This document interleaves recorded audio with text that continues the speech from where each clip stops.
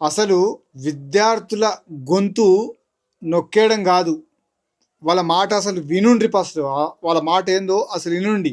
లాఠీలతో కొట్టుడు కాదు, ప్రశ్నలకు జవాబు చెప్పుడు ఫస్ట్ నేర్చుకోండి. లాఠీలతో కొట్టి వాళ్ళ ప్రశ్నల్ని ఆపేయచ్చు, కానీ నిజాన్ని మాత్రం ఆపలేరు కదా మీరు. అసలు నిజమును దాచి ఏదో సొల్లు మాటలు మాట్లాడుతున్నారు.